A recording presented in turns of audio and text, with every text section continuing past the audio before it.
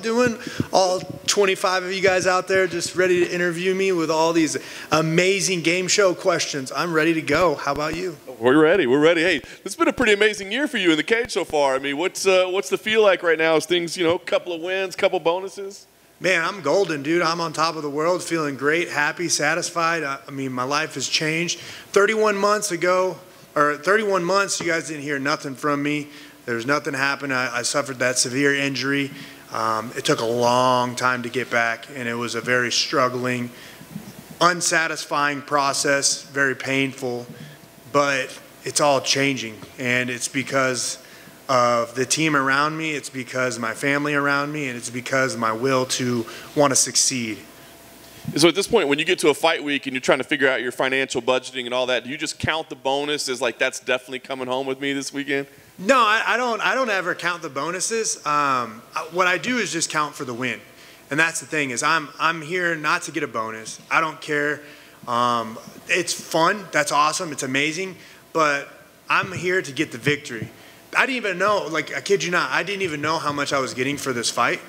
I wasn't looking at the numbers because it's not about the number to me. It's about the actual fight itself. I love this. This is passionate to me. The money is just extra. It's just satisfying to get the victory and get that payment, but to exchange an X amount of dollars for the chance of winning it doesn't relate.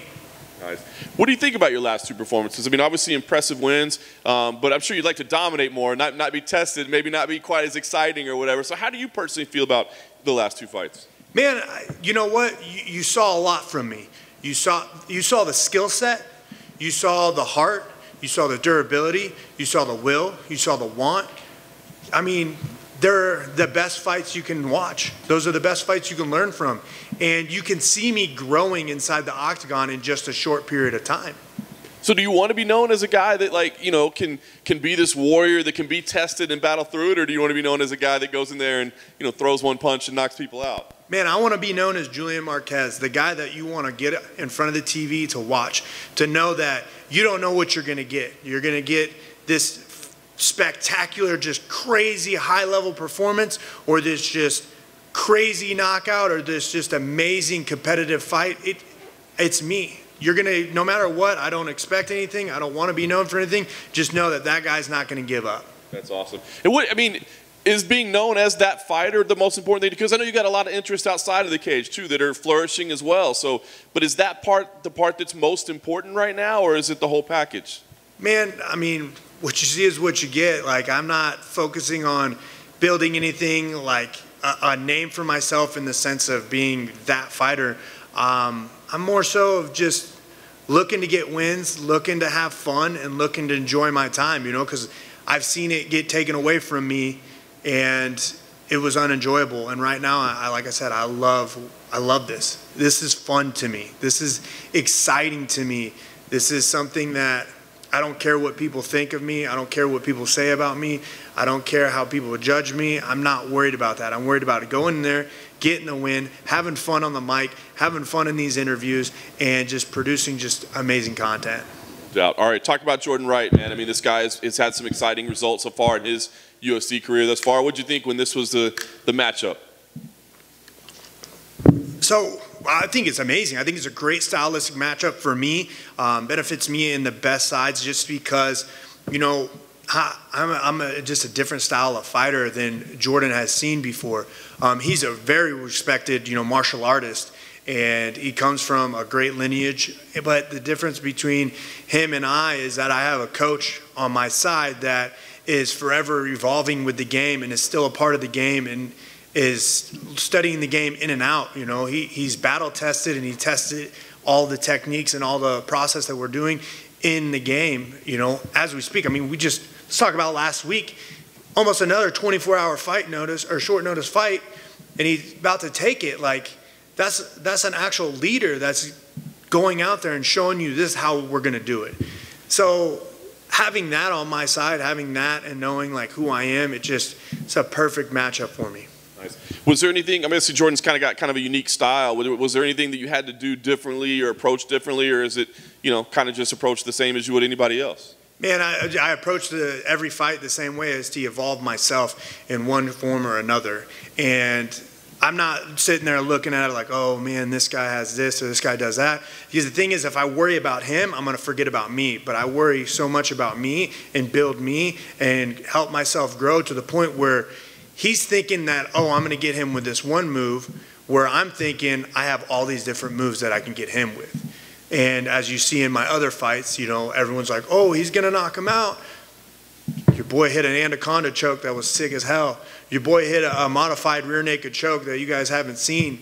You know, and it's just because I'm able to go every location, everywhere in the fight, I can make it happen anywhere. That's because we're growing me as a fighter. That's awesome. Last thing for me, I mean, the goal here is the win. Like you said, that's the primary focus. Do you think about where it propels you to? I mean, like what you deserve, so to speak, next, or what makes sense for you next? No, not at all.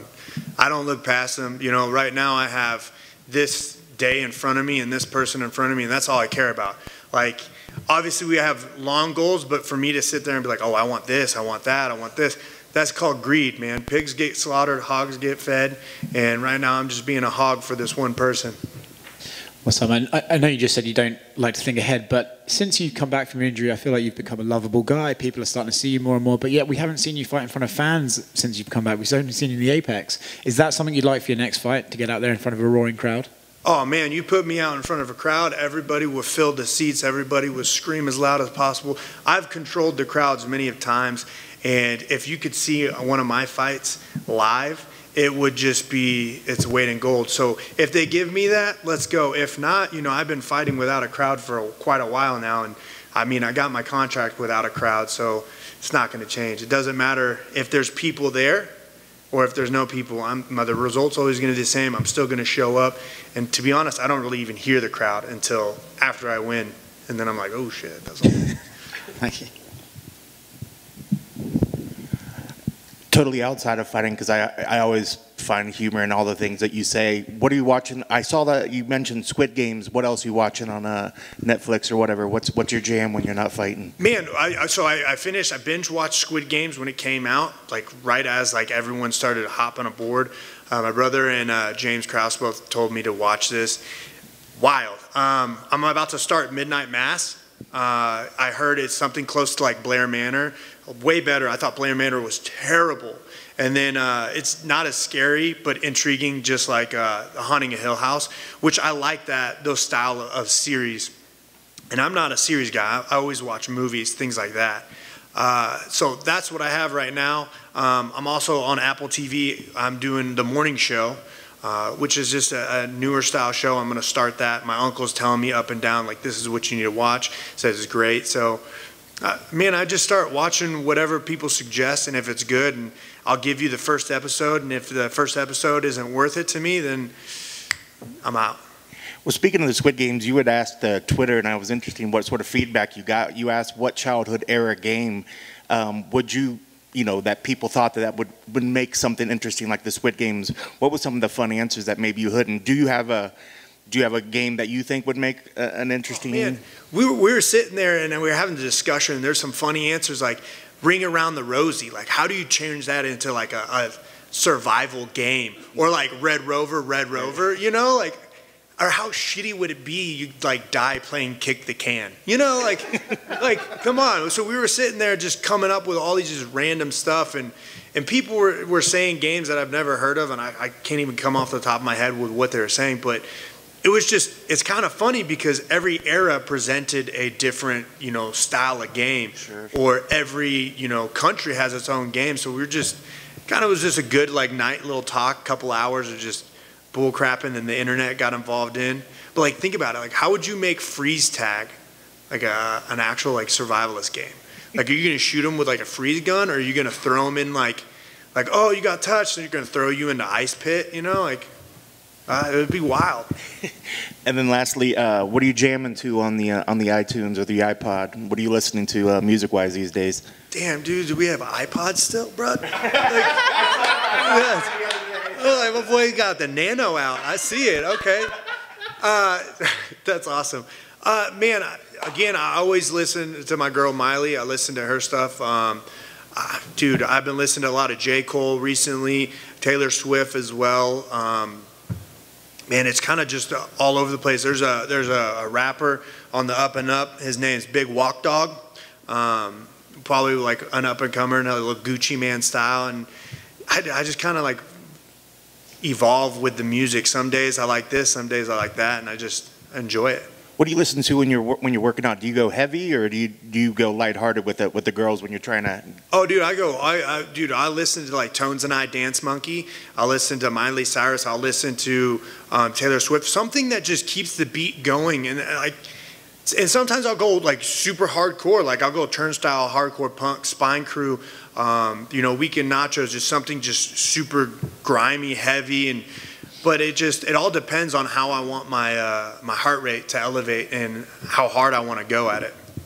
Awesome. Thanks for sharing. All right, ciao.